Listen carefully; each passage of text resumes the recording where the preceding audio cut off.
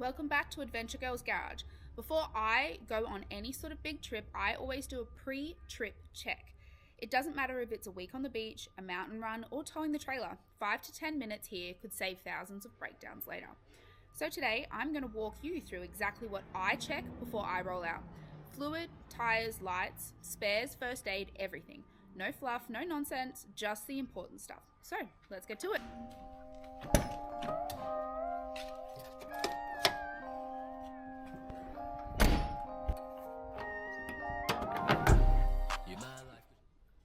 So first things first, if you are not familiar with your engine bay, grab your user's manual out and get familiar with it. Pop the bonnet, have a look around, jump on YouTube or even do a quick Google search to find out where these following items are. So under the bonnet of my old girl, a 1989 GQ Patrol, we're looking at everything that keeps her alive. Oil, brake fluid, air filter, battery, washer bottle, radiator cap and the overflow, power steering fluid and all the hoses. So basically all the things that can make or break your trip, literally. And if you've got something a bit newer, like this 2016 Ranger, it's the same deal. Different layout, same essentials. It doesn't matter if it's old school diesel like mine or a newer petrol car. Every engine needs these checks before hitting the road. So you might be asking, why do you bother doing this? Because finding a problem before you leave is a whole lot easier than being stuck 400 kilometers from reception saying, I swear it was fine yesterday. Oil keeps your engine from turning into a barbecue. Brake fluid is literally the difference between stopping and I really hope that tree is soft. Air filters stop dust, bugs, and half the outback from ending up in your engine. Batteries, well, you need them to start. It's pretty obvious, but worth saying. Your washer bottles for seeing out your windscreen after the world's biggest bug massacre. Radiator cap and your overflow keep your coolant where it's meant to be, not steaming out your bonnet. And power steering fluid, unless you like arm day every day. And of course, last, your hoses. Check them for splits or leaks. If they go, you're cooked, literally. So let's start by checking your oil. Make sure your car has been off for about 10 minutes, long enough for it to drain back down. Pull out the dipstick, wipe it, poke it back in, and then check your level. If it's low, top it up. Don't overfill it. This is not a cocktail. So it's the same deal on the Ranger. Different spot though, but it's the same process. Keep it clean, check the line, and you're good to go. Now, let's talk brake and clutch fluid. A lot of cars share one reservoir, but some have separate ones. Either way, you should check it. It should be between min and max, and it should look clear to light yellow. If it looks like soy sauce, that means it's contaminated with moisture. Brake fluid is hygroscopic, which means it absorbs water over time. Water in your brake line lowers the boiling point. So when you're on a long downhill, your brakes can fade and go spongy. Worst case, they stop working altogether. So if your brakes feel spongy, you need to go get it flushed. Do not leave it until after your trip. Old fluid not only makes the brakes useless, it also corrodes your brake lines, seals, and calipers. That turns into a much bigger bill than just doing a $100 brake flush before you leave. So pop that cap and make sure that it's sitting at the right line. The Ranger's is in a slightly different spot, but the same rule applies.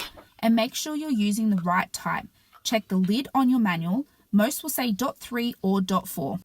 Wrong fluid can damage seals and lines, and then you've got no brakes, which is not ideal. So old cars like mine have clutch fluid too. Newer ones, they usually have hydraulic or electronic, so don't stress if you can't find it. Next is the air filter. Your engine can't breathe without it. If you run a pod filter, make sure it's clean and oiled properly. So, off-roaders, this one is huge. Bull dust and sand will kill your motor. A dusted engine is game over. Check it after every dusty run, not just once a year. Now, my patrol runs a pod filter for the snorkel setup. When you're cleaning these, only use the compressor on the inside to blow dust out, never on the outside. That's how you destroy the filter. The Ranger and most other newer cars run a paper air filter. Just unclip the box like this, pull it out and tap it gently or use the compressor inside out. Or better yet, just get a new one. They're pretty cheap. You'll see a dust storm come out. It's pretty satisfying, but also quite gross. So always check your battery. Give it a little wiggle. If it moves, tighten it down. Make sure there's no corrosion on the terminals. And if there is, give it a clean and a dab of bit of terminal grease. It's pretty cheap insurance against running a flat battery halfway up Big Red. Always top up your washer bottle because seeing out of your windscreen is kind of important. You don't need any fancy stuff, just water and a dash of screen wash if you want that fresh rain vibe. Next is coolant. Now to the radiator. So this one's really important. Only open it when the car's completely cool. If you open it hot, congratulations, you've just won a face full of boiling coolant. Check your overflow bottle because that's your coolant's chill zone. If it's low, top it up to the line. This is what the Ranger looks like. Now here's the important bit. You can't just throw in any coolant, whether it be red, green, orange, pink.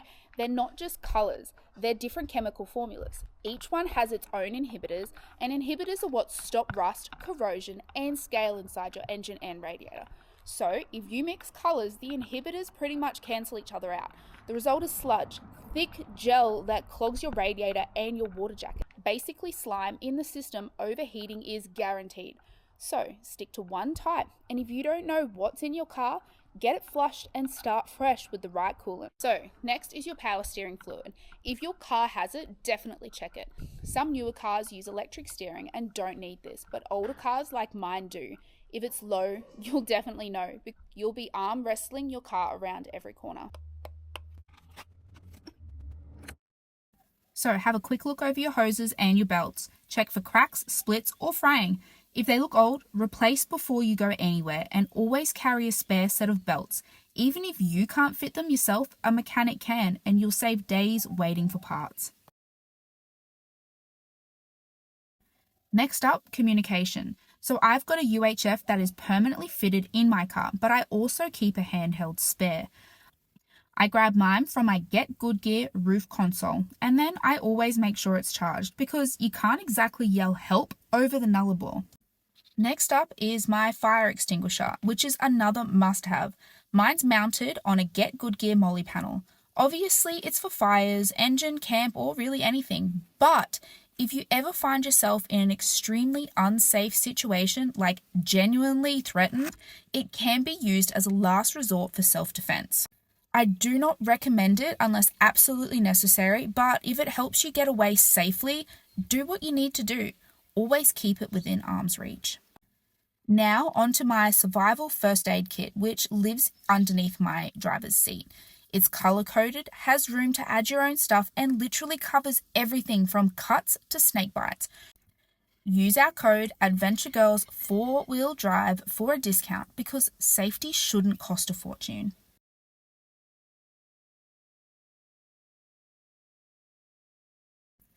Now, this is an absolute must-have for any female who is traveling. This little gem is my day one kit, perfect for us girls on the road. It's got sanitary products, wipes, a tin for Panadol, a wet bag, even toilet seat covers. Basically car camping comfort sorted. Use Adventure Girls 4 Drive for 15% off, and I throw in a few hand warmers too, lifesavers on cold mornings or when you get those serious cramps. Alrighty, toolbox time. So mine's filled with tools specific to my car, plus extras like fuses, electrical tape, zip ties, and a few random bits and bobs that have saved me more than once. Make sure that you always have a good toolbox on hand. Spare parts are key. Always take a spare fuel filter, air filter, belts, coolant, brake fluid, and oil. And if you're going remote, take spare wheel nuts, studs, and even an axle or CV joint. Even if you can't fit it, a mechanic can, and you won't be stuck waiting for delivery from nowhere. Jump pack is an absolute must. Flat battery, no stress. Plug it in, crank it up, done. So I can't stress this one enough. Always carry a proper bottle jack and a solid block of wood. If you're stuck in dirt, that block gives you a stable base so your jack doesn't sink like a sad marshmallow. Now onto the tires. Check your wheel nuts are tight, your tread is decent, and that there are no cracks in the sidewalls. I run Nitto trail grapplers, great on the highway, even better off-road. So check your pressure before you go and don't forget your spare.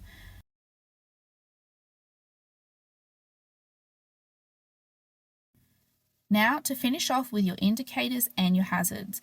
Make sure everything is working because there's nothing worse than signaling with hand gestures in the dark. So that is my ultimate pre-trip checklist. Engine oil, coolant, brake and clutch fluid, steering and fluid, air filter, tires, belts, lights, battery, communication spares, and first aid. It sounds like a lot, but it takes 10 minutes and it can save your trip and your wallet. I'm Taylor and this is Adventure Girls Garage. If you've got your own pre-trip hack, drop it in the comments below. The more we share, the fewer broken down rigs we can see on the side of the track.